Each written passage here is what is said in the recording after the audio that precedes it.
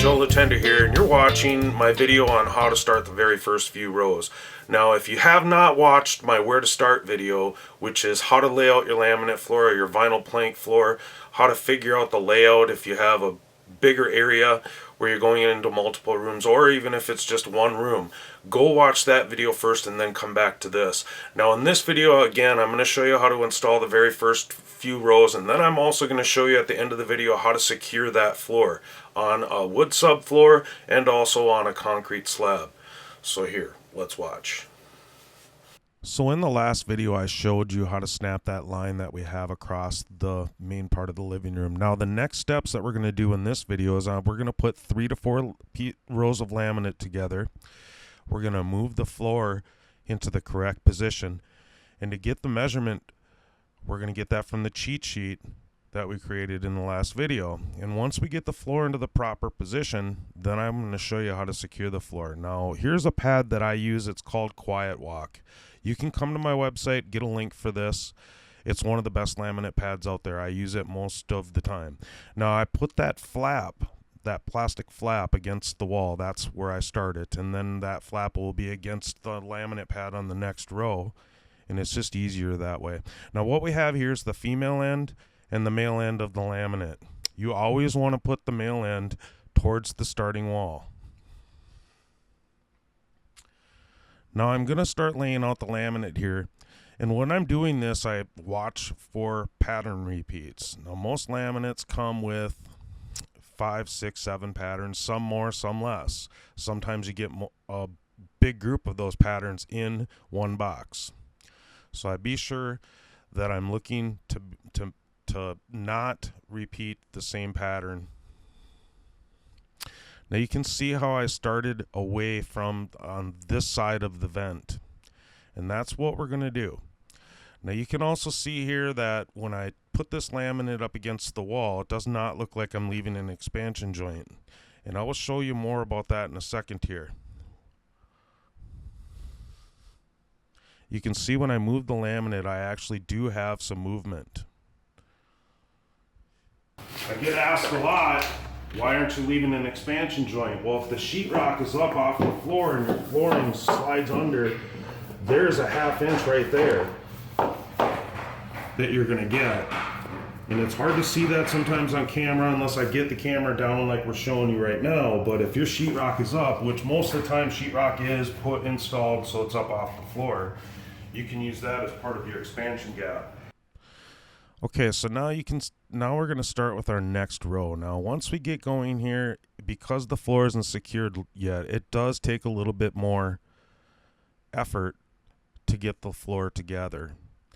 But you can see that I like to use a tapping block. Now, once you get out farther, you can get away from using the tapping block as much, but I always usually use one and I lightly tap it so I don't damage the laminate or the vinyl plank.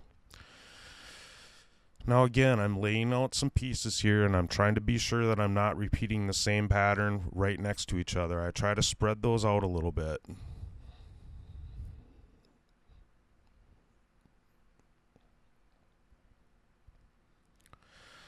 Now when I put the laminate together, I put the butt joint in first. Now not every laminate is created equal. Some are easier to use than others, but I tend to find that most of them, when you put the butt joint in and then you just lift ever so slightly and just give it a light tap with the tapping block, that usually gets it to go right into the track and it locks together nicely. Some you have to fight a little bit more than others. No, I'm not using the easiest laminate that there is out there on the market. This is Mannington, and it's one of their higher ends, which I always recommend go with a higher end laminate. Okay, so now I have other videos that show how to mark and cut laminate, but I'm going to show you real quick here. You see that I put the laminate so that the 2 female ends are facing each other. Now, I marked it, and I'll go and cut this on the cutter. And when I go back to install this, the male end will now go towards the female end, and you'll see that I did not cut off the joints that I needed to slide into each other. And that was by me reversing that plank. Now, to see more videos on that, I have more videos on YouTube and also in Laminate University on my website. But it's very nice to just mark it like this. It's accurate. and you don't have to use a tape measure. Now we're gonna continue on here, and I put 3 to 4 rows together, and now I'm gonna secure the floor. I'm gonna move the floor to where its proper position is. I go to my cheat sheet. I look for some numbers that I have on here, and if the number that you need isn't on here, in my last video I showed how you find numbers in between your main 10 board increments. So go check out the video before this. And now I'm just going to measure from this line, and I'm going to use the 124 inches. And I'm measuring in. You can go all the way to the end of the planks there on the where the fourth one ends, or you can even go from the very beginning. It doesn't matter. But once I found my 124 inches, I kind of got it in place. Now I'm going to go and I measured off. I put the tape measure on the edge of the laminate right on the tongue, and now I got the 99 inches. So now I go down to the other side and I measure off that same spot, that tongue, to my line, and I want to get that floor to 99 inches. You can see I'm off a little bit, and so I'll go back and I'll move this floor over by kicking it a little. Now by putting 4 rows together, I have a really solid foundation here. When I move that floor, it all moves together and it stays straight. When you get into longer runs, it can get a little crooked maybe in the middle.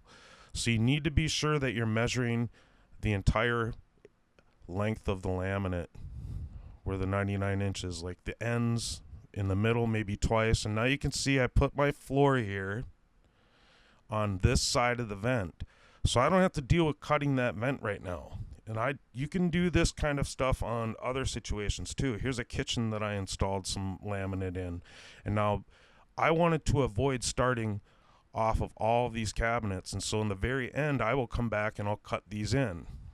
It just makes it a lot simpler for you to be able to get started. Plus you get a nice solid foundation where it stays straight.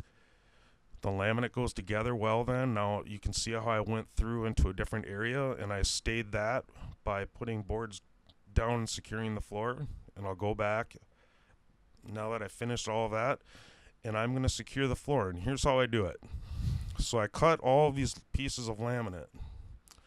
Now I got them from scrap that I had, and I also had to cut up just a couple of full pieces. Now what you want to do is put one on each end, and then I put one on every seam.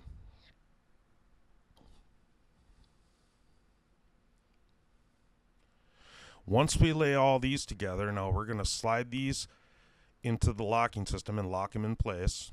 And while I'm doing this, I'm being very careful not to move the floor. And so what we're going to do is we slide it, we get it locked in, and now I'm going to stick a screw in there. Now I have my son on the other side of me who's not in the video measuring to be sure that I stay at the 99 inches the entire time. So now I'm putting another one here. He's measuring from the edge of the laminate to the line to make sure I'm still at the 99 inches. And you just keep going on until you get to the very end. Now I love securing the floor again like this. Again, I love securing the floor like this because I don't have to damage the floor to screw it. I also show how to screw into the floor when you have the entire first row installed, like cut around the vents and stuff by drilling and then screwing, and then afterwards you can fill those holes with wood putty. This is by far my best method that I show, my easiest. And I honestly have been doing it like this for a long time. I didn't want to share this information for other people to become professional installers, but here you go. You're getting my best stuff.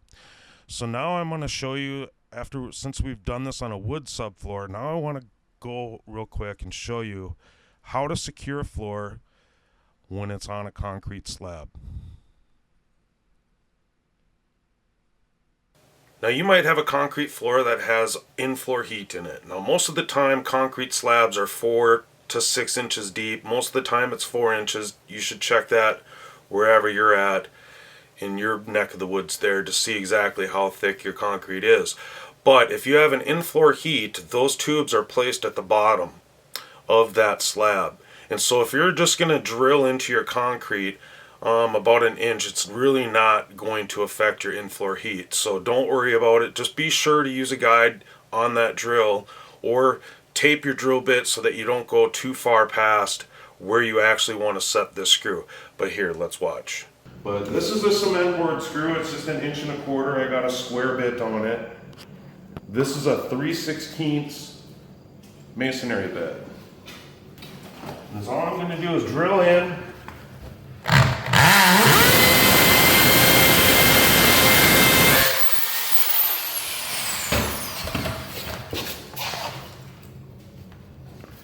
I'll just get it started here. And then I'm just going to drill it with my impact here. Now I'm not going to try to kill it, I'm just going to get it secured. I don't want to break the head off of it. That's it. It's that simple to just drill into the concrete and secure your floor, also with the same exact way that I would do it on wood. Okay, a little trick that you can also use here, if that 3/16 drill bit that you're drilling, pre-drilling the holes to put screws in, if the screw doesn't want to hold to it and it breaks away or keeps spinning while you're screwing, you can just take a wood shim. That's all I'm doing, is cutting off the end of it. And then you can just take your knife or whatever you have and just cut a little tiny chunk off.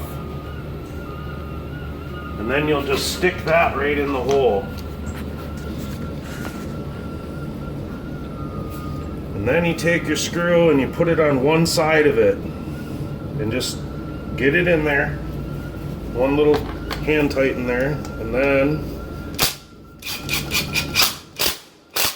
that'll hold your screw in. So that's just a little trick if your 3/16 bit is a little too big.